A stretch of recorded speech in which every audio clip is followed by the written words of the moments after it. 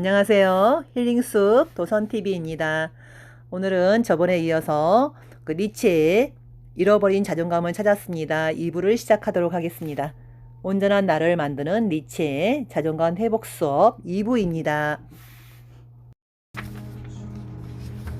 그리고 이제 이 책에서 마지막 장을 한번 우리가 보면은 이제 니체는 그러기 위해서는 이제 내 몸의 소리를 들으라고 합니다.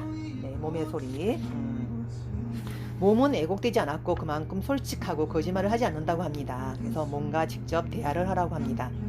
무엇보다 감정이 보내는 숱한 경보 신호를 직접 확인하고 그래서 내가 내 감정에 대해서 이름표를 붙여주고 그래서 감정을 기꺼이 있는 그대로 받아들일 때 나는 부정적인 감정 속에서도 자존감을 잃지 않게 된다고 합니다.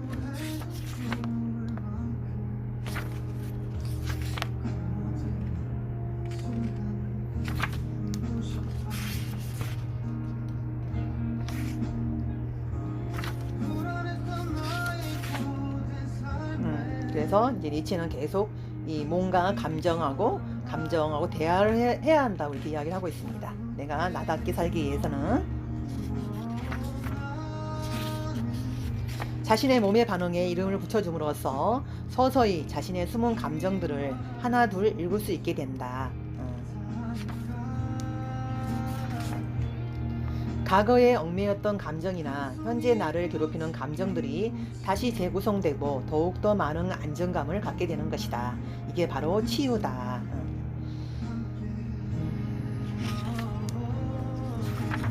계속해서 이제 감정을 살피는 방법들이 나옵니다. 자신의 몸과 대하는 것의 가장 중요한 장점은 그것이 매 순간 끈질기게 달라붙는 그림자들로부터 우리를 자유롭게 한다는 것입니다.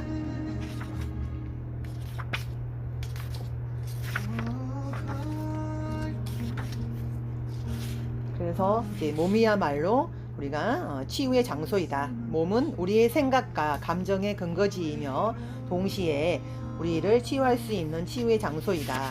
몸의 소리를 듣고 몸의 반응을 살피는 것, 그것이 가장 빠른 치유이고 가장 정확하게 자신에게 닿는 방법이다.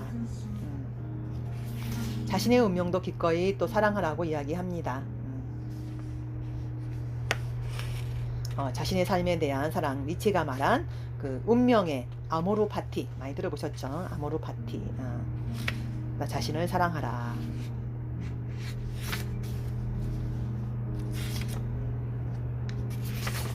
내가 암담한 운명에 직면해서도 오히려 아름다운 것으로 긍정하는 강인함, 그리고 운명과 맞서 싸우는 위대한 영웅의 면모를 발휘할 수 있는 운명으로 자랑스럽게 자신의 삶을 가꾸는 가시고, 그리고 니체의 말처럼 수없이 반복되어도 기꺼이 다시 살고 싶은 삶을 사는 것, 그렇게 나의 운명을 사랑하는 것이다. 그래서 어떤 물음이든지 망설이지 않고 기꺼이 yes, yes, 이렇게 너의 이 삶을 다시 한번, 그리고 무수히 반복해서 다시 살기를 바라는가? yes. 그래서 자신의 몸과 대하는 것이 곧 초인의 징표라고 이야기를 합니다. 그러기 위해서는 조금 이기적일 필요가 있다고 합니다. 어쩌면 입법자의 사랑은 그것이 무엇이든 결국 자기 자신에 대한 사랑이기 때문에 그래서 이제 이기적이다 이런 말을 쓴 것 같습니다. 우리에게 필요한 것은 값싼 동정이 아니라 이기적인 자기 사랑이다. 이제 자기 기만, 이선 이런 것들을 다 이제 버리라는 거지요. 그래서 우리는 이성적이기보다는 감정에 그렇게 솔직하라고 이야기를 합니다. 그것이 나를 위해서 모든 것을 희생하는 것, 그것이 바로 자기 사랑이라고 이야기를 했습니다. 자신의 욕구에 충실한 이기주의자. 모든 사람이 다 감정적인 존재이고 감정에 충실해야 한다는 사실을 스스로의 감정 경험을 통해서 아주 잘 알고 있다. 우리는 감정을 말하고 감정을 듣는다. 그래서 어떤 이성에 의해서 옳고 그름을 판별하는 게 아니라 어떤 감정에 따라서 좋고 싫음, 곧 서로의 다름을 인정하라는 거지요. 서로의 감정을 인정하면은 싸울 필요도 없고 또 존중하게 된다는 것이죠. 너는 너, 나는 나, 이렇게 이제 섬 사상을 실천하는 것뿐이다. 섬이 이렇게 띄어져 있잖아요. 각자의 섬이 있듯이 서로를 이제 인정해야 된다고 합니다. 입법자의 대해 방식은 미움받을 이유도 없고, 그래서 미움받을 용기를 낼 필요도 없다. 그저 자신의 감정을 솔직하게 말하고 또 상대방의 감정을 들어주면 될 뿐이다. 그는 오직 자신의 욕구에 충실하면서도 상대와 싸우기보다 조화롭게 어울린다. 너 자신을 도와라. 그러면 모두가 너를 돕게 될 것이다. 또 마음을 읽으려면 귀로만 들어서는 안 된다. 언어를 담고 있는 소리만 들어서도 안 되고, 상대의 상황이 어떤지, 상대의 감정이 어떻게 꿈틀거리고 흐르고 있는지, 상대의 생각이 어떤 선을 그으며 미끄러져 나가고 있는지를 함께 들어야 한다. 타인의 자아에 항상 귀를 기울이는 것, 이것이 바로 진실한 독서이다. 그래서 이제 정말 잘 듣는 비결은 우리가 어떤 관계에서 서로를 매 순간 서로 다름을 직시하고, 그리고 그것을 서로 다름을 인정하고, 그래야지만이 존중하게 되고, 또 그래야지만이 진정으로 친밀해질 수 있다고 합니다. 그러니까 어떤 관계에서 서로가 직시를 하고, 그다음에 경청을 하고, 그러면서 서로가 섬이라는 것을 인정하게 되고, 그때 서로가 존중할 수 있게 된다는 거죠. 서로의 차이를 인정하는 것, 각자의 존재를 인정하는 것입니다. 그래서 우리가 서로 다르다는 사실이 자명할 때 우리가 넘겨짚지 않게 된다고 합니다. 그의 생각과 나의 생각을 하나로 묶지 않을 때 비로소 상대방이 말하는 그대로를 듣게 된다. 이것이 바로 듣는 자의 모습이다.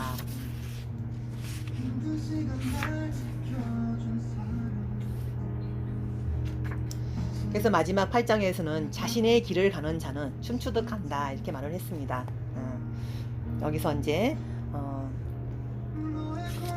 결국은 이제 니체는 낙타와 사자와 어린아이를 비유를 하는데요.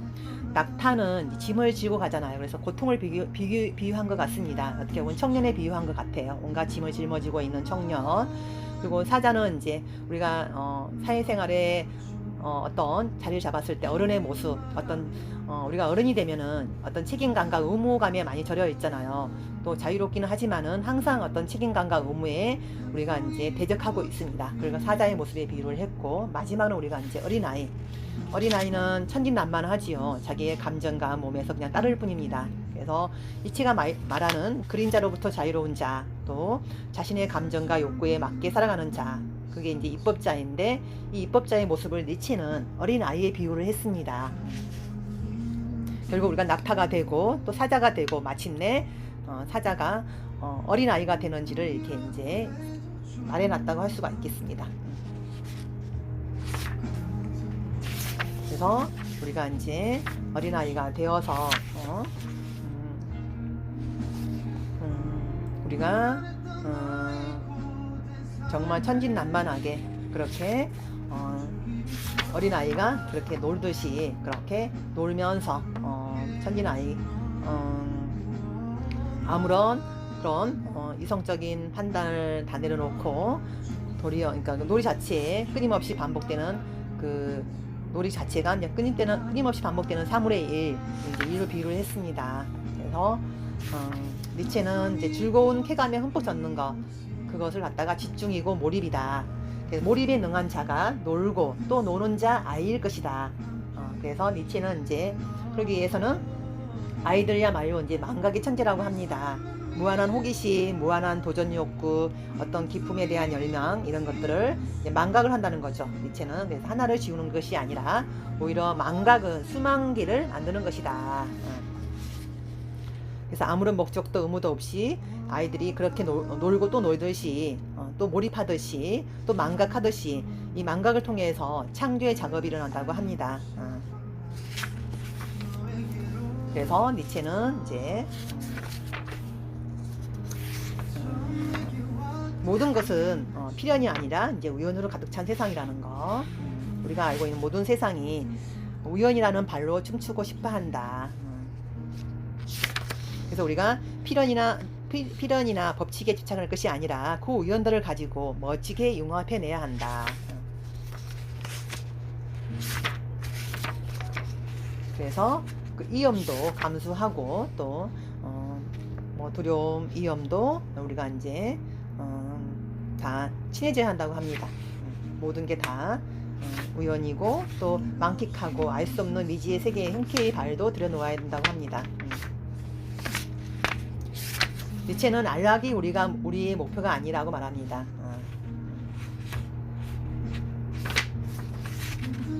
세상에는 기쁨도 있고 순탄함도 있고 발전도 있지만 슬픔도 있고 역경도 있고 퇴보도 있는 법이다. 우연으로 가득한 것이 현실이다. 위험하게 살라고 위험하게 사는 것만이 제대로 사는 것이며 당당하게 사는 것이라고 또 생동감 있게 살아 숨쉬며 힘있게 사는 것이라고 니체는 선포를 합니다.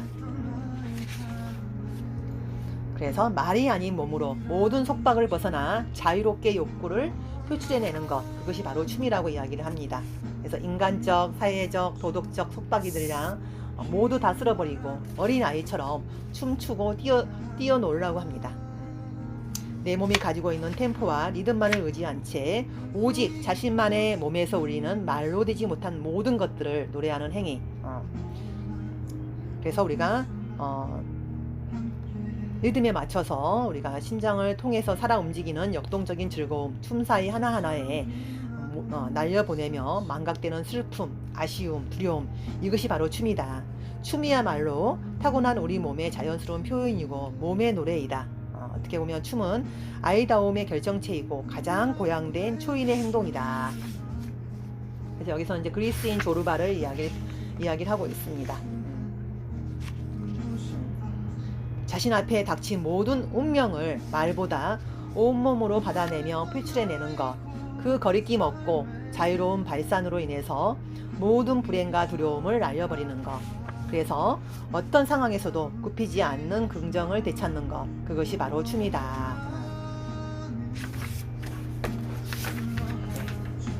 그래서 니체는 오직 나 스스로를 되찾으면 되는 것이다. 내가 가진 진정한 감정과 느낌들을 즉시하고 온몸으로 표현해내면 그뿐. 우리는 이미 우리 안에 그 춤을 타고났다. 우리 스스로 찾으려 할 때 우리는 저절로 춤을 추기 시작할 것이다. 춤추는 자는 그의 길을 발가락에 달고 있는 것이다. 그래서 우리 안에 아이다움을 되찾는 순간 우리의 춤도 함께 되살아난다. 우리가 스스로의 감정을 직시하고 몸의 느낌들을 온전히 나의 것으로 알아보고 따르는 순간 우리의 삶도 춤을 추기 시작하는 것이다. 그래서 어떤 자가 자신의 길을 가는지 알고자 한다면 그의 걸음걸이를 보라. 그리고 내가 걷는 모습을 보라. 자신의 목표에 가까이 다가가는 자일수록 춤을 추는 법이다. 그렇게 진짜 자신과 직접 대화하는 횟수가 거듭될수록 자기 삶이 춤추기 시작한다는 것을 느끼게 된다. 자신의 감정과 느낌을 리듬으로 하여서 일가 사람들을 향해서 자신이 발산하고자 하는 욕구들을 한 템포씩 거침없이 내딛는 것이다. 한 템포 자신의 리듬에 모든 것을 맞추다 보면은 하나 둘 대면하는 모든 것에 젖어들기 시작한다. 나를 괴롭히던 일, 머리 아픈 일들을 오간데 없고 눈앞에 놓이는 일들을 놀이를 하듯 즐기고 또 즐긴다. 흠뻑 빠져든다. 매 순간이 몰입이고 매 순간이 몰입의 즐거움이다. 놀면 노는 것에 몰입하고 일을 하면은 일에 몰입한다. 사람을 만나면 사람들에게 몰입하고 즐겁게 어울리는 데 몰입한다. 그래서 우리가 불안해하고 회피하기보다는 삶의 도전에는 언제나 이연과 스릴이 존재한다는 사실을 받아들이고 그리고 기꺼이 그 스릴과 모험을 맛보고자 한다는 것이죠. 그리고 이것이 온몸으로 추는 춤이 가지고 있는 진정한 춤의 마력일 것이다. 우리는 이 역동적인 춤은 그만큼 자신의 몸이 가지고 있는 반응을 믿고 신뢰하기 때문에 가능한 것이다. 내 감정과 느낌을 신뢰하고 세상과 마주 대할 때 모든 것은 새롭게 풍요로운 가정이 된다. 그리고 그 신뢰를 바탕으로 진지함과 두려움으로부터 벗어나서 모든 이연과 모험에 기꺼이 뛰어드는 것이다. 그래서 너무나 많은 우연이 의수되면 나에게 왔다. 하지만 나의 의지는 더욱더 당당하게 그에게 말했다. 그러자 우연은 애걸하며 무릎을 꿇었다. 이런 이제 차라투스트라는 이렇게 말했다 책을 인용을 했습니다. 그래서 춤 한번 추지 않은 날은 아예 잃어버린 날이라 하자. 그리고 웃음 한 점 없는 진리는 모두 거짓으로 안주하자. 그래서 우리는 매일매일 춤추듯 살아야 한다고 합니다. 그렇게 다시 한번 이제 신의 온몸으로 솟아서 춤추듯 살고 세상도 그렇게 호응하면 변하게 된다. 다시 한번 이제 마지막 거 한번 읽어보겠습니다. 자신의 길을 가는 자는 자신의 온몸을 쏟아서 춤추듯 살고 세상도 그에게 호응하며 변하게 한다. 그래서 우리는 매일매일 춤추듯 살아야 하고 춤 한번 추지 않은 날은 아예 잃어버린 날이라고 하자. 웃음 한 점 없는 진리는 모두 거짓으로 간주하자. 춤추지 않은 날은 잃어버린 날이다. 그래서 우리는 이렇게 세상 사는 모든 것들이 다 또 우연이고 또 모든 걸 다 몰입하고 어떤 결과가 오든지 yes, yes, yes 받아들이고 그리고 온몸으로 자신의 온몸을 쏟아서 이렇게 춤추듯 살아라. 이러면 우리는 어린아이처럼 되고 또 초인이 되고 이버맨시가 되고 또 비커밍이 아니라 being 삶 자체를 살아가는 그런 사람이 된다는 겁니다. 이렇게 해서 제가 이제 책을 간략하게 설명을 했습니다. 그래서 이제 여기 보면 이제 저자가 마지막 그 에필로그에 이렇게 적혀 있네요. 초인은 천진난만한 아이와 같지만 그 어떤 위험에도 아무런 거리낌 없이 도전할 수 있는 대범한 자이다. 또한 진화에서 살아남을 만큼 갈고 닦여진 예리한 직관이 꿈틀대고 있는 존재이다. 그래서 이제 심리학자 로저스도 충분히 기능하는 사람을 아이에다가 비유하고 있습니다. 우리가 충분히 치유되고 스스로를 찾게 될 때 아이와 같이 된다는 얘기입니다. 노자나 메슬로우도 그런 아이의 모습에서 자아 실현한 자의 모습을 찾고 있다고 합니다. 이들 모두 아이다움이야말로 가장 자유롭고 가장 자기다운 모습이며 가장 창의적인 모습이라고 말합니다. 그런데 이에 물음에 가장 확실한 답이 무엇이냐? 실천입니다. 실천해보라. 우리가 여기서 이제 책에서도 이야기하고 있는 것들을 내가 실천해보는 것. 생활 속에서 내가 내 몸의 소리하고 내 몸과 감정의 대화를 나누고 몸의 소리를 듣고 그리고 또 몰두하고 이렇게 이 책에서 나와 있는 것들을 내가 실천해 볼 때 우리가 이제 정말 이 니체가 말하고자 하는 것들을 자기다움을 우리가 생활 속에서 깨달을 수 있을 것 같습니다. 그래서 마지막에 이제 니체가 차라투스트라는 이렇게 말했다 해서 이제 하늘 높이 나는 자는 작아 보이기 마련이다. 이렇게 마지막 이제 에필로그까지 한번 정리를 해봤습니다. 더 자세히 알고 싶은 분들은 이 주연성 저자님이 쓰신 오늘 잃어버린 자존감을 찾았습니다. 온전한 나를 만드는 니체의 자존감 회복 수업을 진짜 대학원에서 배울 수 있는 그런 것들을 책을 통해서 제가 만난 것 같습니다.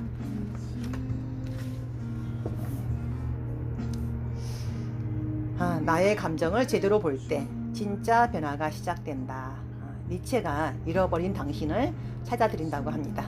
여러분들이 이렇게 또 이제 코로나 때문에 이렇게 생존의 위협을 받고 또 모든 경기가 불황이고 또 이런 가운데에서도 나의 잃어버린 모습을 찾을 수 있는 또 이 유튜브를 통해서 그런 소중한 시간이 되었기를 또 기도해 봅니다. 감사합니다.